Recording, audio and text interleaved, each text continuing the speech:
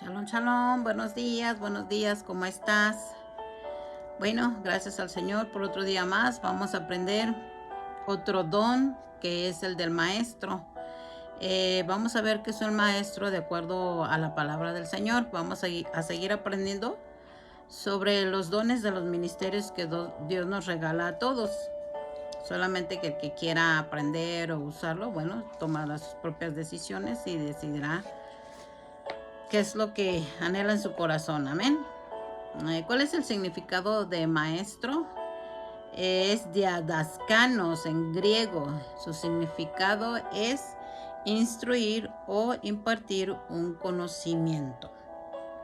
En el hebreo es rabí o rabino, que significa maestro. ¿Qué características de enseñanza podemos ver en el Antiguo Testamento? Los padres eran maestros en sus hogares. Esta es una de las características. En Deuteronomio 6, del 6 al 7, estas palabras que yo te mando hoy estarán sobre tu corazón. Las enseñarás diligentemente a tus hijos. O sea, diligentemente es que se las enseñes pronto, que seas cuidadoso al enseñarlas y seas exacto en enseñarlas. Y hablarás de ellas cuando te sientes en tu casa y cuando andes por el camino, cuando te acuestes y cuando te levantes. En este tiempo, en el tiempo que se hizo la escritura, no habían maestros seculares como ahorita los tenemos, pero en realidad tenía que ser los padres los maestros en sus hogares. ¿Para enseñarles qué? Pues la palabra del Señor. También los profetas enseñaban en el camino al pueblo. Es otra característica de los profetas, que también son maestros, o sea, están ligados casi todos los ministerios. En 1 Samuel 12, del 23 al 25 dice: y en cuanto a mí, lejos esté de mí, que peque contra el Señor, cesando de orar por ustedes. Antes bien, les instruiré el camino bueno y recto. Solamente teman al Señor y sírvanle en verdad con todo su corazón, pues han visto cuán grandes cosas ha hecho por ustedes. Pero si perseveran en hacer mal, ustedes y su rey perecerán. Aquí Dios le estaba hablando al profeta Samuel la palabra que tenía que hablar al pueblo, que les tenía que enseñar como profeta y como maestro. Se fijan que están ligadas ambos dones. No solamente se puede ser profeta y maestro, puede ser pastor y maestro. O sea, en la multiforme de Dios, Dios la da como a él le place. Entonces aquí podemos ver cómo el profeta instruía en el camino del Señor, que anduvieran en rectitud. Otra característica que podemos ver es que los escribas Esdras y Nehemías enseñaban la ley. ¿Qué es la ley? Pues es la instrucción. En Nehemías 8, del 1 al 6 dice: todo el pueblo se reunió como un solo hombre en la plaza que estaban delante de la puerta de las aguas, y pidieron al escriba Esdras que trajera el libro de la ley de Moisés que el Señor había dado a Israel. Entonces el sacerdote Esdras trajo la ley, o sea, la instrucción, delante de la asamblea de hombres y mujeres y de todos los que podían entender lo que oían.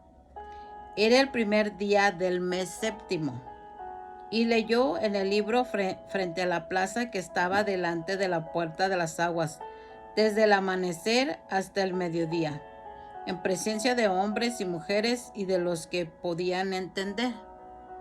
Y los oídos de todo el pueblo estaban atentos al libro de la ley. El escriba Esdras estaba sobre un estrado de madera que había hecho para esta ocasión. Junto a él, a su derecha, estaban Matalías, Sema, Anías, Urías, Hilcias y Masías, y a su izquierda estaba Pedaías, Misael, Malquías, Asum, Asbana, Zacarías y Mesulum. Esdras abrió el libro a la vista de todo el pueblo, pues él estaba en un lugar más alto que todo el pueblo, y cuando lo abrió, todo el pueblo se puso en pie. Entonces Esdras bendijo al Señor, el gran Dios, y todo el pueblo respondió, amén, amén. Mientras alzaban las manos, después se postraron y adoraron al Señor rostro en tierra. Entonces aquí podemos ver que dice que Esdras estaba mucho más alto que el pueblo. ¿Para qué? ¿Para qué estaba más alto? Pues para que pudieran escuchar lo que Esdras hablaba. Pero también dice que habían junto de ellos a su derecha y a su izquierda varias personas. Entonces, mientras que Esdras hablaba en el hebreo y el pueblo hablaba otros idiomas. Entonces los que estaban a su derecha y a su izquierda sentados con Esdras era para traducirle al pueblo la escritura en su idioma, para que lo entendieran. Porque como se habían esparcido, pues ya no sabían el idioma hebreo, sino habían aprendido de los otros idiomas donde ellos habían estado viviendo.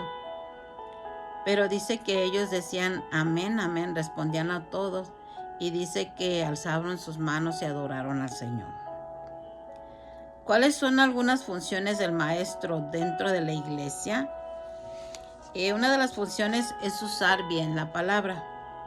En primera de Timoteo 2:15 le dicen a él, procura con diligencia, o sea, con prontitud, con cuidado, con exactitud, o sea, sé diligente en presentarte a Dios aprobado, como obrero que no tiene de qué avergonzarse, que maneja con precisión la palabra de verdad. Es decir, que divide bien la palabra o la separa bien y la aplica bien. Esa es una de las funciones del maestro. Otras de las funciones del maestro dentro de la iglesia es expresar los misterios de Dios. Esto lo podemos leer en Isaías 45:3. Dice, te daré, Dios le está diciendo al profeta, te daré los tesoros ocultos y las riquezas de los lugares secretos, para que sepas que soy yo, el Señor, Dios de Israel, que te llama por tu nombre. ¿Quién nos enseña las cosas secretas? Pues Dios. ¿A quién se las enseña? Pues al sensible, al que está en los caminos del Señor, al que obedece, al maestro, al profeta, al apóstol, a las ovejas. Si son sensibles al Señor, Dios nos enseña las cosas ocultas y las riquezas de los lugares secretos. Fíjese todo lo que nos enseña el Señor. ¿Para qué? Dice, para que sepas que yo soy el Señor, Dios de Israel, que te llama por tu nombre. ¿Qué significa? Que Dios nos conoce, a cada uno de nosotros nos conoce y aún nos llama por nuestro nombre. Solamente el Señor sabe qué ministerio tenemos, qué nos quiere regalar, y sobre todo que todos somos maestros porque todos enseñamos la escritura en nuestras casas. Amén. Otra de las funciones del maestro es defender al pueblo de falsas doctrinas. Segunda de Pedro 2:1 dice, pero se levantaron falsos profetas entre el pueblo, así como habrá también los falsos maestros entre ustedes, los cuales encubiertamente introducirán herejías destructoras, negando incluso al Señor que los compró, los rescató, trayendo sobre sí una destrucción repentina. O sea, estos falsos maestros van a aumentar o disminuir la palabra, o van a torcer la palabra. Pero dice el Señor que va a venir una destrucción repentina para los que no obedecen la palabra y no la enseñan una doctrina correcta. Otra de las funciones del maestro es supervisar a hombres fieles. En Hechos 15:36 dice, después de algunos días, Pablo dijo a Bernabé, volvamos y visitemos a los hermanos en todas las ciudades donde hemos proclamado la palabra del Señor para ver cómo están. Entonces, los maestros, así como Pablo y Bernabé, eran maestros, eran apóstoles, eran evangelistas. ¿Se fijan que los dones que el Señor nos quiere dar no están nada más sujetos a uno solo en cada persona, sino en varias? Entonces, Pablo y Bernabé pues estaban al pendiente de las iglesias donde habían hablado la palabra, pero querían saber si la doctrina seguía siendo la verdadera o la falsa.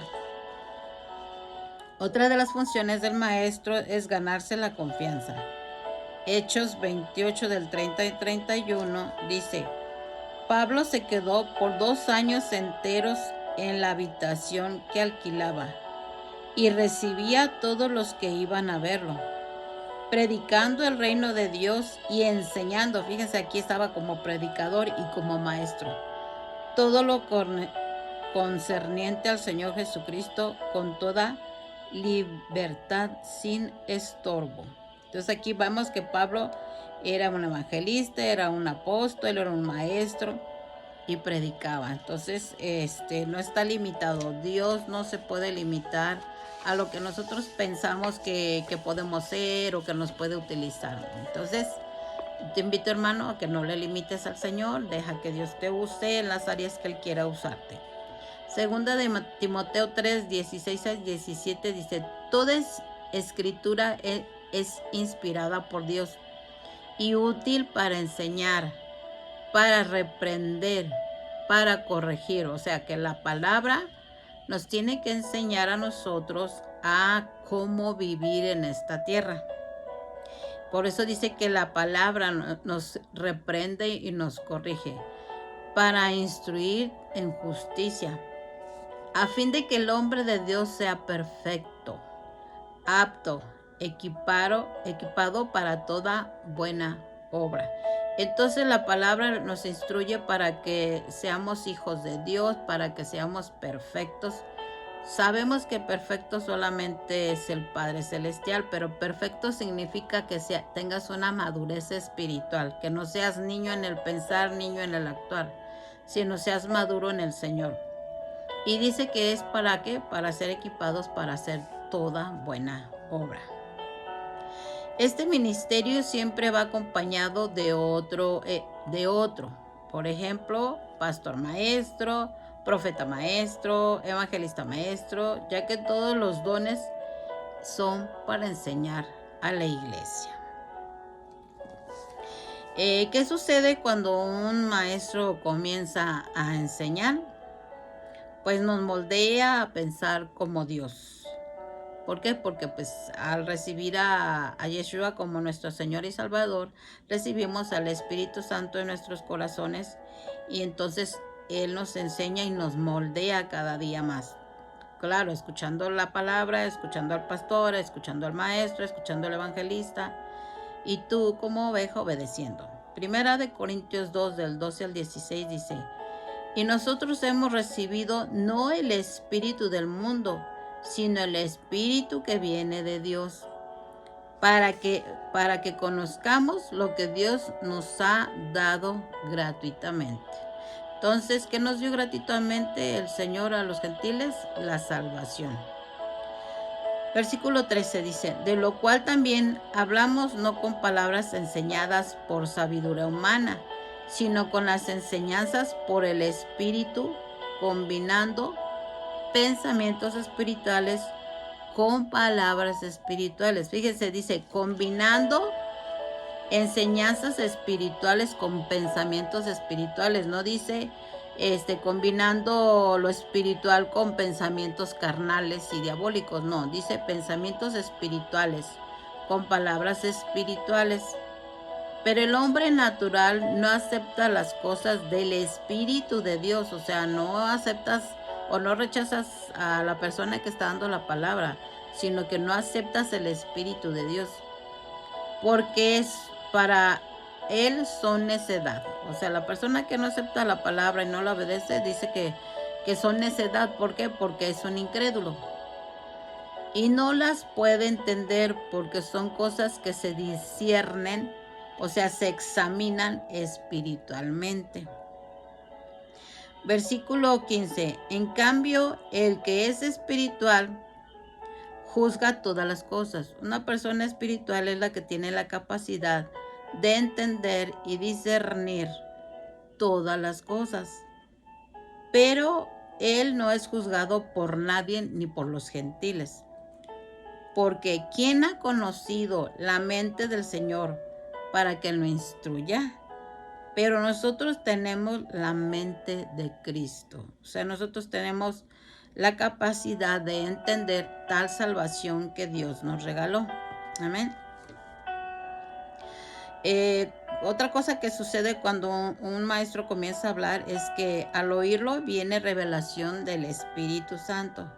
O sea, el mismo Espíritu nos revela. Esto lo vemos en 1 Corintios 2:10, dice: pero Dios nos las reveló por medio del Espíritu, porque el Espíritu todo lo escudriña, aún las profundidades de Dios. Aquí podemos ver quién es el que nos las revela, el Espíritu. ¿Quién es el que nos la escudriña? Pues es el Espíritu Santo de Dios. A veces estamos actuando o haciendo algo y el Espíritu luego nos habla y nos instruye, nos revela o nos reprende. Otra cosa que sucede cuando el maestro enseña es que nos ayuda a andar por fe, no por vista. En 2 Corintios 5:7 dice: porque por fe andamos, no por vista, no por apariencias. O sea que la fe es emuná en el hebreo, y el traducida al hebreo significa obedecer la palabra. Entonces, si andas por fe, significa que obedeces la palabra, y si el maestro te lo enseña, tú lo aprendes y lo aplicas. Otra cosa que sucede cuando enseña el maestro es que habla verdad con autoridad, como el Señor Jesús lo hizo y enseñaba. Esto lo vemos en Mateo 7:28 al 29. Vemos que Yeshua también era un profeta, era un apóstol, un evangelista, era un maestro, porque enseñaba Yeshua. Entonces en Mateo dice: cuando Jesús terminó estas palabras, las multitudes se admiraban de su enseñanza, porque les enseñaba como uno que tiene autoridad, y no como los escribas. Podemos ver la enseñanza de Yeshua. No solamente enseñaba, sino que la aplicaba en sí mismo, sino que él caminó conforme a la voluntad de su Padre Celestial. ¿Cuáles son algunas características del maestro? Tiene capacidad espiritual para interpretar mensajes difíciles. Otras características del maestro es: cuando habla, deja transformada la mentalidad. Otra característica del maestro es la sencillez, la lógica irrefutable con cualidades peculiares. Otra característica del maestro es que puede repetir la enseñanza. Usa preguntas, usa metáforas, usa parábolas. Otra característica del maestro es hacer pensar a los oyentes. Otra característica del maestro es que tiene amor, comprensión y compasión. Otra característica es que jamás enseña lo que no vive. Otra característica del maestro es su forma de pensar es transmitida. Otra característica es que mientras vive, aprende. Mientras aprende, vive, porque también el maestro tiene que aprender y también vive las cosas que le están pasando, o lo que Dios le ha revelado, las tiene que vivir y aprender. Otra característica es que el maestro es dedicado, fiel, dispuesto a enseñar y ser enseñado. Otra característica del maestro es que lee, estudia y se preocupa por sus discípulos. Otra característica es que ora e intercede por los oyentes. Otra característica es que desea influenciar en los demás, impartir, transmitir, marcar. O sea, no es egoísta, sino que quiere todo compartir para que caminen agradando a Dios. Otra característica es que da mucha información, tiene pasión para enseñar, como Lucas. Lucas también se dedicó a aprender y a enseñar. Esto lo vemos en Lucas 1, del 1 al 4. Dice: puesto que ya muchos han tratado de poner en orden la historia de las cosas que entre nosotros han sido ciertísimas, o sea, lo que vino a ser Yeshua, tal como nos lo enseñaron los que desde el principio lo vieron con sus ojos y fueron ministros de la palabra. Me ha parecido también a mí, después de haber investigado con diligencia. Fíjense que Lucas era un doctor, pero cómo investigó con diligencia todas las cosas desde su origen. Y dice, escríbelas por órdenes, oh excelentísimo Teófilo. O sea, da órdenes a que se escriban correctamente y precisamente. Y luego dice, para que conozcas bien la verdad de las cosas en las cuales has sido instruido. O sea, ya había conocido Teófilo la palabra, pero se dio a la tarea Lucas de estudiarla más con precisión para hacer crecer a Teófilo. O sea, no fue egoísta, sino al contrario, quería que creciera más. Y así el Señor quiere que crezcamos más cada día en Él. Otra característica del maestro es que Él cree lo que habla y lo que dice. Vive lo que enseña. Otra característica, no confía en su experiencia, o sea, no es en lo que nosotros pensemos o creemos, sino en lo que Dios hace. Otra característica del maestro es que deja que el discípulo aprenda conforme a sus debilidades y conforme a su educación. O sea, muchas de las veces las ovejas no saben leer, no disciernen o no entienden, y entonces les enseña con paciencia. Este ministerio es parte fundamental de la iglesia, debido a que la enseñanza de Yeshua es la base de todo creyente. Debemos dejar que la luz del Señor Yeshua nos ilumine para poder enseñar con sabiduría. En 1 de Timoteo 4:13 dice, entre tanto que llevo, ocúpate en la lectura de las Escrituras, la exhortación y la enseñanza. Entonces, no esperemos a que llegue alguien a enseñarnos, o sea, el tiempo de ir a la iglesia, o que vengan y nos lo enseñen.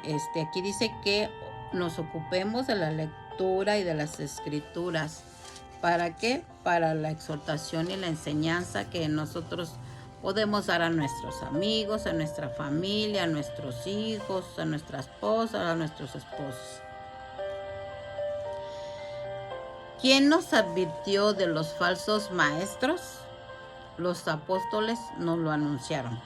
En 2 de Pedro 2:1 dice, pero se levantaron falsos profetas entre el pueblo, así como habrá también falsos maestros entre ustedes, los cuales encubiertamente introducirán herejías destructoras, negando incluso al Señor que los compró, los rescató, trayendo sobre sí una destrucción repentina.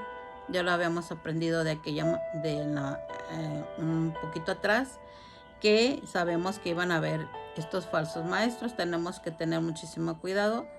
Los que se dicen maestros, de dónde vienen o de dónde son o qué iglesia corresponden.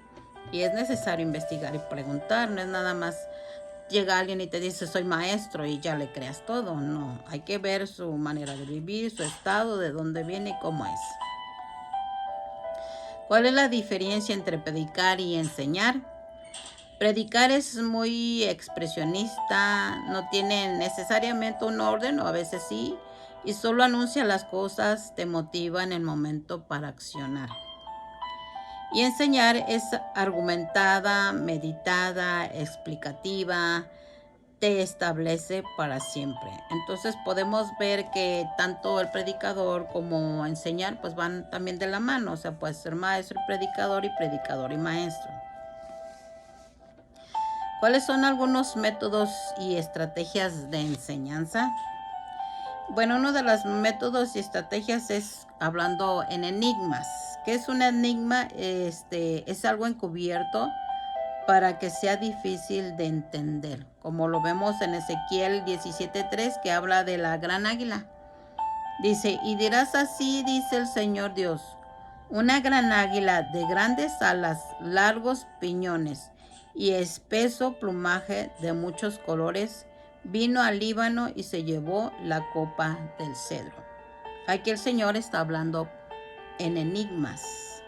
Otro método y estrategia de enseñanza es con símbolos. ¿Qué símbolos? Pues símbolo representa una idea o condición. Esto lo vemos como la capa rota en pedazos. Lo podemos leer en Primera de Reyes 11 del 30 y 31. Dice, entonces Ahías tomó el manto nuevo que llevaba sobre sí, lo rasgó en 12 pedazos. Le dijo a Jeroboam, toma para ti 10 pedazos, porque así dice el Señor, Dios de Israel, voy a arrancar el reino de la mano de Salomón y a ti te daré 10 tribus. Otra estrategia de enseñanza de parte del Señor es que se vaya de casa en casa.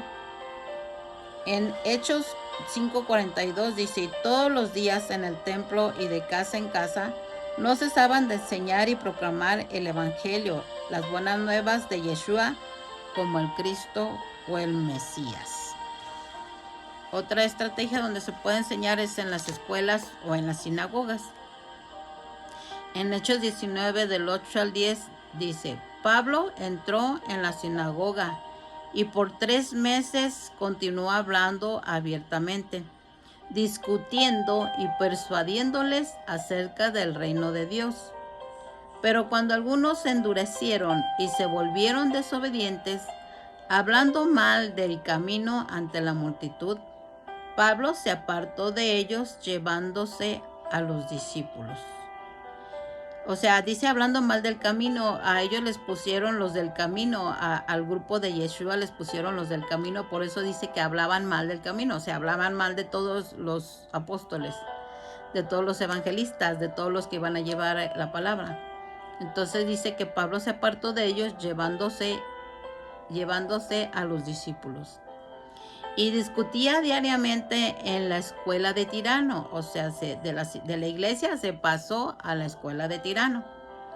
Y esto continuó por 2 años, de manera que todos los que vivían en Asia, provincia occidental de Asia Menor, oyeron la palabra del Señor, tanto judíos como griegos. Fíjese cuánto tiempo Pablo estuvo enseñándoles en la escuela, por 2 años. Entonces, los tiempos Dios los decide, no te desesperes, no te desanimes, continúa en el Señor trabajando y Dios decidirá los tiempos. Los tiempos de Dios son perfectos, acuérdate.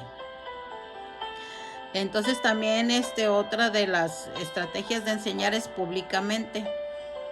En Hechos 20:20, bien saben cómo no rehuí declararles a ustedes nada que fuera útil, y de enseñarles públicamente y de casa en casa. Aquí podemos ver cómo también podemos enseñar públicamente o de casa en casa. Los que quieran enseñar la palabra del Señor en sus casas también.